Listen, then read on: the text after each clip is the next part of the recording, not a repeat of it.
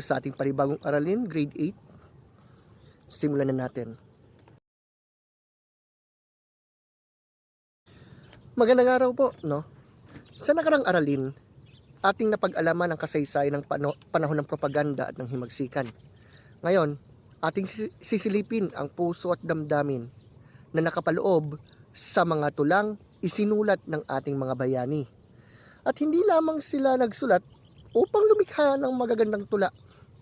Ginamit nila ang panitikan para gisingin ang damdaming makabayan ng mga Pilipino.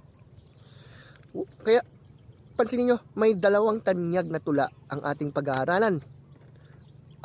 Ang tulang sa kabatang Pilipino ni Jose Rizal at ang tulang Pag-ibig sa Tinubuong Lupa ni Andres Bonifacio.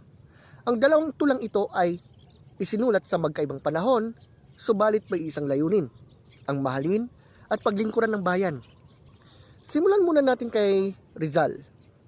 Sa kanyang tula na Sa Kabatang Pilipino, binigyan diin niya na ang kabataan ng pag-asa ng bayan. Siya ay naniniwalang ang katalinuhan, talento at mabuting edukasyon ng kabataan ang magiging susi upang umunlad ang ating bansa. Hinikayat niya ang mga kabataan na gamitin ang kanilang isip, kakayahan at karunungan para sa ikabubuti ng ating bansa. At mapapansin po sa tula niya yung mga salitang tulad ng liwanag, dunong at pag-asa. Hindi lamang ordinaryong salita ang mga ito, ha. Ito po ay mga talinghaga na sumasagisag sa edukasyon, karunungan at magandang kinabukasan. Ipinapakita nito kung gaano kataas ang pagtingin ni Rizal sa kakayahan ng kabatang Pilipino. Ngayon, paano naman yung Pag-ibig sa Tinubuong Lupa ni Bonifacio? Kung si Rizal ay nakatuon sa kabataan bilang pag-asa ng bayan, si Bonifacio naman ay nakatuon sa pagmamahal sa bayan bilang pinakamataas na uri ng pagmamahal. Para sa kanya, walang pag-ibig na higit sa pag-ibig sa sariling bansa. Dahil dito, handang ialay ng isang tunay na makabayan ang kanyang panahon, pagod, talino, yaman at maging buhay para sa kalayaan ng bansa. Makikita rito ang matinding damdaming makabayan ng mga katipunero. Habang ang mga propagandista ay humihiling ng reforma, ang mga revolusyonaryo naman naniniwalang panahon na upang ipaglaban ang ganap na kalayaan ng bansa. Yan, kung paghambingin natin yung dalawang tula, pareho talaga silang nanghihikayat. Pareho nilang nais na magising ang kamalayan ng mga Pilipino. Subalit magkaiba ang kanilang focus. Anong ibig kong sabihin? Ang tula ni Rizal nakatuon sa kapangyarihan ng edukasyon at kabataan. Samantalang ang tula ni Bonifacio nakatuon sa sakripisyo at pagmamahal sa bayan. Mahalaga rin maunawaan na ang tula ay hindi lamang basta-basta pinagsama-samang mga magkakatugmang salita. Ito'y salamin ng damdamin, paniniwala at karanasan ng may akda.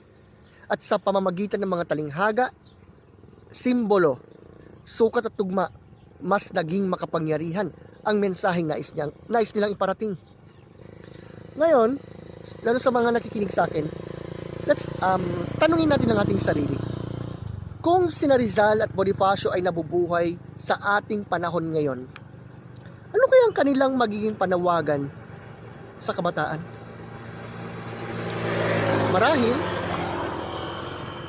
hihikayatin nila tayong maging responsable, mapanuri sa impormasyon, masipag sa pag-aaral at handang tumulong sa kapwa at sa bayan.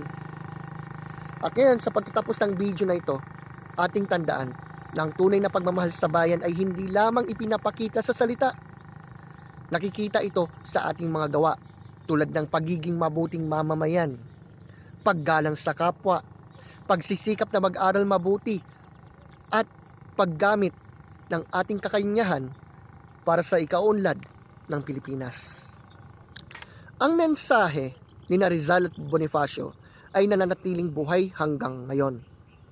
Ang kabataan ng pag-asa ng bayan at ang pagmamahal sa tinubuong lupa ang lakas na magpapalaya at magpapaunlad sa bansa. Magandang araw, maraming salamat sa pakikinig at kita-kits sa susunod na episode ng Education Time with Sir Ruel, Filipino